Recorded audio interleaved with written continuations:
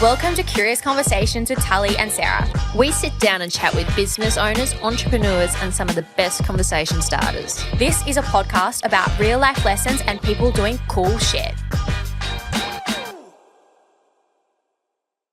Happy Wednesday, Tully Louise. Happy Wednesday. Welcome to another episode of Curious Conversation. And to all our new listeners, we had a very popular episode last week. We did actually. So we had Kate Forster on and I didn't really know what to expect other than she's very intelligent and she loves talking about fashion and influencers. She's also an author. But I really enjoyed that conversation. I could have gone for another hour. But it was really good. Did you like the episode? I really enjoyed it. Yeah. Not that I judged Kate, I just didn't know much about her. And I thought it was a great episode. We've had heaps of feedback saying everyone loved the episode and they liked getting to know Kate better because even some of the comments were they had prejudged Kate. Yeah, they thought she was a bully. All those, even people have commented that they listened to the episode that they've never listened to Curious Conversations before. I mean, like our group and our friends. So, yeah, it was a really good episode and we're going to continue putting up some snippets on TikTok. But I said to Sarah, I think we have to call off on the snippets because there's a lot of nasty comments and I just like I know like Kate puts herself in those situations on TikTok and stuff and she gets a lot of comments, but I'm just like, oh, I think now we just need to. What do you mean nasty comments though? Oh, just like,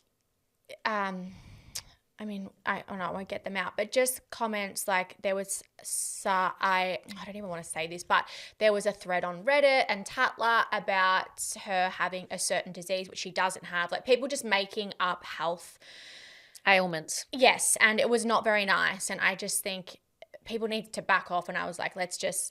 People are cruel. Yeah, they are. But there's so many. Having said that, there's more nice comments than negative comments. Don't focus on the negative, focus on the positive. Exactly. Yeah. So it was a really great episode. Kate taught me a lot and I'm excited for her book release on these influencers whenever that comes out. I'm excited for part 2 because what a lot of people don't know about Kate is that she's kind of become the Des Moines of Australia. Yeah. And if anyone's listening and they're like, what the fuck is Des Moines? What is Des Moines? It is a gossip online page based in New York where everyone sends in. Like photos of celebrities if they're out. Yeah. And not bad ones. Not bad, but just like. Taylor Swift was seen dining with Travis Kelce at Carbone. Yes. Or like stuff like that. Or celeb secrets that come out before it's released in PR. Yeah, it's actually very juicy. Like they'll get sometimes, I mean, I do follow the account, but they post a lot. So it's very hard to keep up. You might have, if you were being very observant in the last 10 seconds of the episode with Kate, you would have picked up on some things. In the last episode? Oh, yes. And then off camera, I was like, tell me more. No, we don't do that. We don't gossip. But yeah, it's actually, it's kind of like, it's not like influencer updates or anything like that. Kind of. It kind of is, but it's more like Hollywood. That's Des Moines, yeah. Yeah, Des Moines. Sorry, not Kate. How's your week been though? It's been good. So busy. It's been good. We had the races on the weekend, so we went to Derby, not Derby. I was watching some TikToks on the weekend and these young millennial TikTokers are like, this is my outfit for Derby. And I'm like, it's fucking Derby, but okay. So we went to Derby Day. That was fun. Had a chill weekend and it's public holiday tomorrow. I mean, well, we're actually recording this on Monday. It comes out Wednesday, so it is a public holiday tomorrow. Yes, short week. Yeah. But yeah, my week was good. How was yours? It's good. We were extremely busy. The new leggings came out and the pre-order for that was huge. So we've been busy. We launched, doing orders. We launched our other couple of podcasts that we look after. Yeah. And so it's been a very busy period. Yeah, and we've got some really, really exciting podcasts coming out for our company that we have with Alicia. We have some really fun podcasts which we're recording next week and I'm really excited for those. Yes. Yeah, really fun. But what is goss in your life at the moment? Obviously these episodes like pop culture, 20 to 30 minutes, we just ramble about our life and talk about what's happening. What's on your algorithm at the moment? Byron Bay. Oh my God. Deep dive last night. So tell us we're not talking about Byron Bay itself. There is something happening. When I initially saw the video of the New South Wales politician, I thought he was talking about Ivan Milat. And coincidentally, we have a podcast, Spookies and Kookies, that talks about literal spookies and kookies. And Ivan Milat was one of the kooky stories on Spooks and Kooks. And so I was like, oh, yeah, Ivan Milat, know him. And then someone said about that video again. I was like, did I misunderstand that? Was he not saying Ivan Milat was the most notorious serial killer in Australia? No. Turns out I did a deep dive. No, the most notorious serial killer in Australia is still on the loose and has allegedly murdered over 160 women. And I think is there 67 women uncounted for at the moment? I think it was 67. There's a 67 number. Not too sure. But now it's coming out, all these women of the northern New South Wales up to Helensville, which is in the Gold Coast. But they're all coming out with their own personal stories. It's fucked. So I went on a deep dive yesterday. Obviously, Sarah and I spoke about this last week. We're like, oh my God, the Byron Bay killer. And I was like, oh my God, it's been all over my TikTok. Like a lot of women who live in Byron Bay or around that area who have visited are telling their stories. And so I listened to a girl yesterday and she actually grew up in Byron. And she's like, was saying how there's often, like we all know Byron Bay, it's like hippies, there's a lot of homeless people there now. There's a lot of drugs there. And she was saying that she's had situations where men hide in bushes. And she was a young girl and used to work at a restaurant. So she used to close a restaurant at like 2 a.m. and walk home. And she's like, now that like I look back, she's like, what the fuck? And every video that I've seen, someone's had like a situation happen. And I'm like, oh my God, that is so terrifying. It might be a different person, but they're all, and this is what's happening on TikTok, all the stories kind of are related, like the same things happen or something like that. So it's fucking terrifying. Have you ever had a situation? Not like that. Like like little things have happened, but I've had a situation in a taxi before when I was younger, but not like out and about, I don't think. I had one situation in Tokyo once. Remember when I was by myself and someone was following me? Do you remember that? No, I wasn't there. No, but I remember telling you. So I was on a buying trip to Tokyo for our brand, and I was walking back, and you know when you just get this icky feeling that someone's following you. And I remember, and I used to think like Tokyo is so safe, like it actually is quite safe, but now I've actually watched some documentaries about the sex trade in Tokyo. I don't know if you ever watched that documentary about the English girl that worked there and then got murdered, and they found her by the beach in like a town like 2 hours away. Absolutely not. Oh, I've watched this documentary, Damien, once. So that was post. But I remember walking back to my hotel in Shinjuku, and I was walking. I could just feel this person like following me, and I kept turning around. Every time I'd turn around, he'd like stop. And I'm like, this is so fucking weird. And I was walking, and in my head, I'm like, don't walk back to my hotel, turn around and go back into a restaurant. So I turned around and sat in Starbucks for like 2 hours because I was too terrified to walk back because I was there by myself. And then I did walk back. And then I don't know if I was being paranoid or if someone was generally following me, but you just only had that icky feeling. Yeah. Gross. But that's the only thing that's ever happened. It's actually like quite disturbing what we have to think of when we go out. I saw my sister the other day and she's like, hey, just letting you know, this happened in our suburb. A girl got followed home. They broke into her house that night, took her car and all that. Same car as you. Just be careful if someone is following you. Just don't pull into the driveway or anything. And I was like, oh, my God. Yeah. One, if I go for a run, I can't run with headphones anymore. Two, going out Saturday night with the girls after the races, they were like, just come back to our house. Don't wait for an Uber by yourself. It's just all these things that we have to think about. And I don't know who we were talking to or about, and it was a male's opinion. Do you know who it was? Indy Clinton's husband when we were in Sydney. And he said we were talking about domestic violence, and he actually said it's up to men and it's their responsibility to educate their boys to be better and do better. I've read about that, and I think it needs to be probably more education in schools. I know football clubs and sporting clubs do a lot of education around, sometimes that doesn't help, but like around how to treat women and like domestic violence and stuff. But I think it probably needs to be implemented more in schools. Yeah, I don't know. I don't have a boy as a son, and then how do I educate? It's a lot. It is a lot. Yeah, it's a lot. But and especially in a world like today. Yeah. So that's like been taking over my bloody algorithm, is that Byron Bay killer. Yeah. The other thing, Zoe Kravitz and her boyfriend broke up. Saw that. Didn't see that one coming. Devastated. They looked like such a cute couple. I know. But I haven't been online. Like we said, we've been busy. I did get a message about looking up. Do you know how I mentioned cults last time where we did a solo? Someone said to me, have you heard about the family cult? And I was like, no. What's the family cult? Okay. So I went on a deep dive and I lived near this cult leader for years and years and years. Ugh. For some reason where I live, it's notorious for cults. What? It's that area where I live is notorious for cults. So, oh my fucking God, I can't. Anne Hamilton Byrne is one of the few female cult leaders in history and apparently one of the cruelest. Sorry, is she still alive? Let me get to that. Okay. She wore pearls and wore Chanel perfume. Mm-hmm. She played the harp and sang soprano. She targeted Melbourne's elite and wealthy and promised them spiritual fulfillment with her catchphrase, "I've been waiting for you and you are so special." So, of course, she's a yoga teacher. Mm-hmm. And in 1961, she rocked up unannounced to the home of Dr. Raina Johnson, the master of Melbourne University's Queen's College. The two had never met before, but of course, over tea, she was able to convince Raina, a distinguished psychologist, that she was the spiritual being who could see into the future.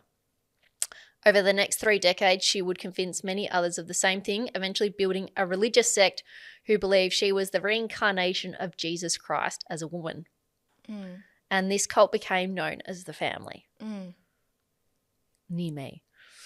She and her husband, Bill Byrne, took children through adoptions and other methods and had them in a strict homeschooling environment. The children wore identical clothes, had their hair dyed blonde, and were drugged with LSD, starved and beaten. Yep, I know. Wait, they're foster children? Well, that were either adopted or like they took children. Oh, Jesus Christ. Oh, sorry, I didn't mean to say that. They were told that one day they would take over the world. The family's motto was unseen, unknown, and unheard. And in 1987, 2 of the children escaped and the police raided the property. She hid overseas and eventually was arrested in 1993. And where overseas? Don't know. Don't know that. But she only received a $5,000 fine and no jail time. What? And she amassed $150 million worth of property and cash. How? Donated by followers. And did you know Julian Assange's stepdad was one of the kids in the cult? Yep. And are people still alive that were in the cult? Yes. Why are they not talking about No, this? but there's a documentary out called The Family, and I'm going to deep dive in it. Where's it on, like Netflix or something? ABC, iView, and maybe watch it tonight. Maybe SBS. But she died in 2019, aged 98. But 98? But because she suffered from dementia, you could never get to the bottom of it. Oh, so Jesus. There's one of my cult stories. When did the husband die? Don't know. Oh. He wasn't Jesus Sorry, reincarnated. I'm so visual when I think of these stories. That's why I'm like, okay, when did the husband die? So, but literally, their house was so close to me, and I looked it up today. And a lot of the victims are now or have been rallying to be compensated from the sales of all their properties. That's fair. I agree. Can you show me a photo of the house after? Yeah, definitely. Okay. Is someone living in it now? Well, I presume so. It had 12 rooms. I would not 12 be living bedroom in house. I would not be living in that. You would have driven past it when you've been at my house. That is haunted. Maybe we should do Dave the Medium and go there. But someone lives there. Well, I don't know. Nah, fuck that. I'll wait out the front again. I'm not going in. Shit scares me. So that's my update. I've had a great week. That's crazy. So we went to the races on the weekend. Did not win a bloody thing. Did not win. My cousin was there, which is nice. Actually, yeah. I got to say a brief hello to her, catch up with her dad. Nice. Yeah, I got told that I looked like her. I was like, thanks. She's a supermodel. I'll take that as a compliment.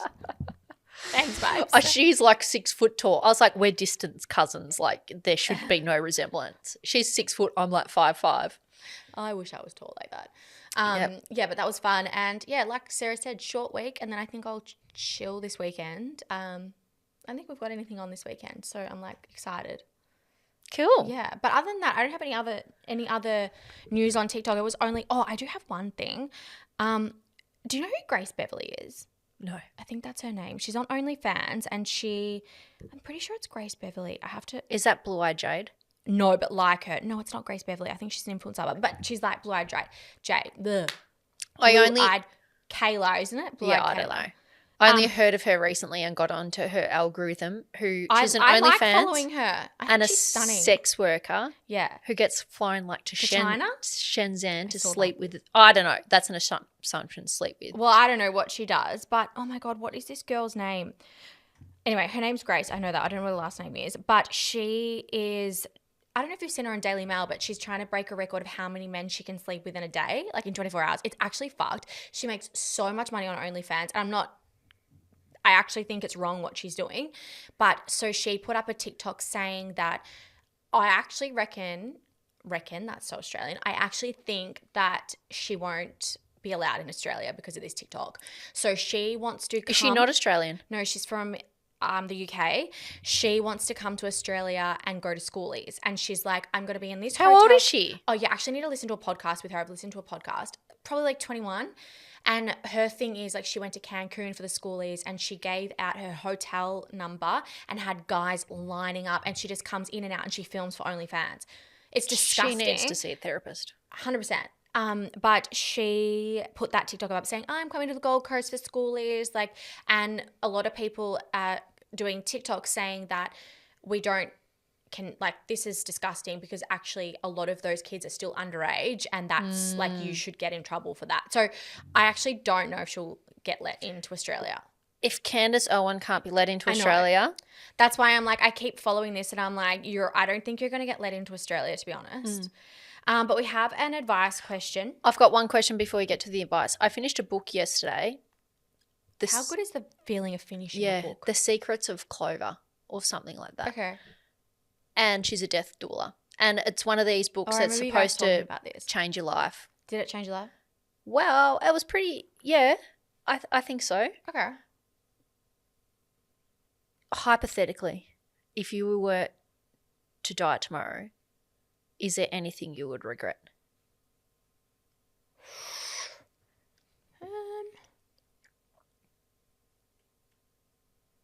I don't think I would regret anything really. I'd probably regret not, and I have traveled a lot, but going on adventures and traveling more.